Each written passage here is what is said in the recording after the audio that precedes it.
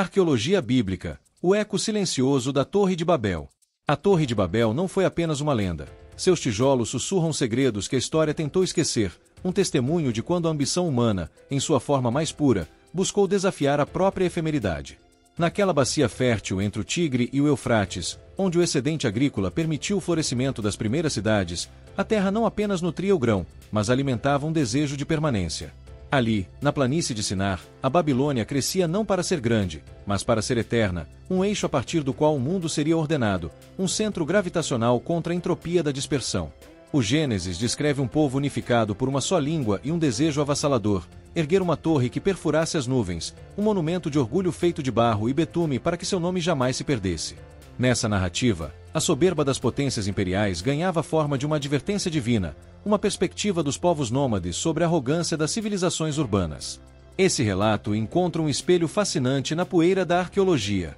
Os zigurates, montanhas artificiais de degraus que pontilhavam a paisagem da Mesopotâmia, eram precisamente isso, escadas para o divino, onde o rei sacerdote ascendia para receber os desígnios celestes e trazê-los à ordem terrena. O mais famoso deles, o Etemenanki, templo do deus Marduk, é considerado o modelo físico para a torre bíblica. Seu nome em sumério, Templo da Fundação do Céu e da Terra, revela uma cosmologia em que a cidade era o ponto de fundação de toda a realidade, um ato de manutenção da ordem cósmica. Cilindros de argila registram a voz do rei Nabucodonosor II, que no século VI a.C. se orgulhava de ter restaurado a estrutura com os melhores cedros do Líbano e um revestimento de tijolos azuis, tão profundos que pareciam um fragmento do firmamento.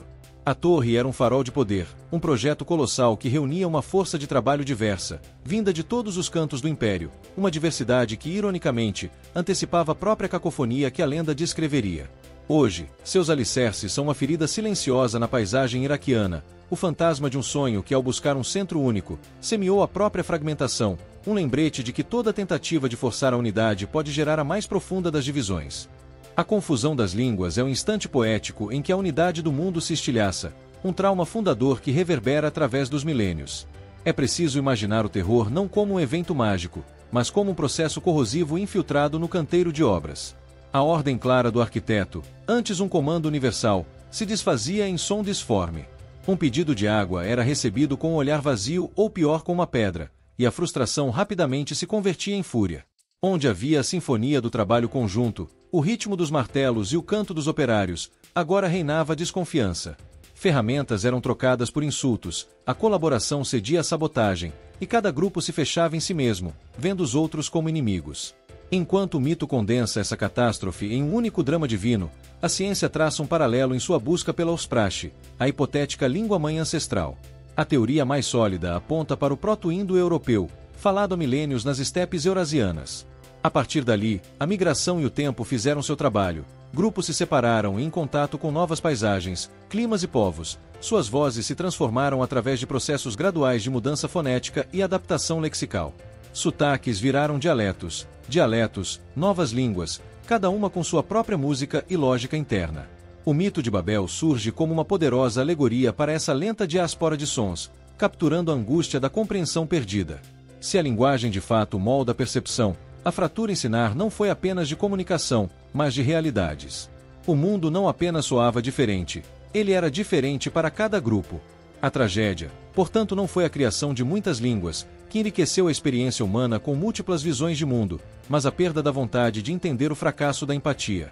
A arrogância suprema, adverte o mito, não é construir torres, mas acreditar que nossa própria voz é a única que tem valor. O desafio, desde então, não é retornar a um idioma único, mas dominar a arte de traduzir não apenas palavras, mas os mundos que elas contêm, um esforço que exige mais humildade do que qualquer ambição. Como o arquétipo da ambição punida, a imagem da Torre de Babel assombra a imaginação do mundo, e nenhuma visão é mais definitiva que a de Pieter Bruegel, o Velho. Em suas telas do século XVI, ele não pintou uma construção, mas um diagnóstico da condição humana.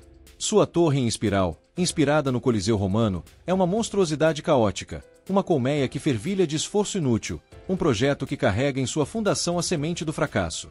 As figuras humanas, diminutas e anônimas, são esmagadas pela escala de sua própria criação, que parece já ruir na base enquanto ainda se ergue no topo, uma crítica feroz não só à Babilônia, mas à soberba da Europa de sua era. Na literatura, o eco da torre é constante. Jorge Luiz Borges transpõe a Torre de Tijolos para um labirinto metafísico, sua biblioteca de Babel, onde a totalidade da informação se converte em ruído absoluto, e a busca por sentido se torna uma forma de loucura. Franz Kafka a reimagina como um processo burocrático paralisante, onde o ato de construir se torna um fim em si mesmo, o retrato do absurdo moderno. Hoje, vivemos na era da Babel digital. A internet prometeu a aldeia global, a demolição das antigas barreiras. Contudo, a mesma tecnologia que nos conecta nos isola em fortalezas de afinidade. Construímos catedrais de eco onde nossas vozes ressoam amplificadas por algoritmos, e o diálogo se desfaz em uma guerra de monólogos, na qual a escuta é substituída pela performance da indignação.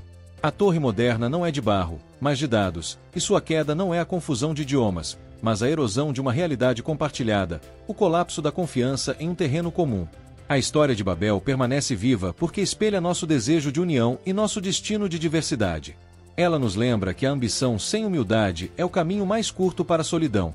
Talvez a lição mais duradoura seja que as verdadeiras construções não são as que tocam o céu, mas as frágeis e trabalhosas pontes de empatia e curiosidade que erguemos dentro de nós para alcançar as outras vozes do mundo, um trabalho interno muito mais desafiador do que qualquer obra externa.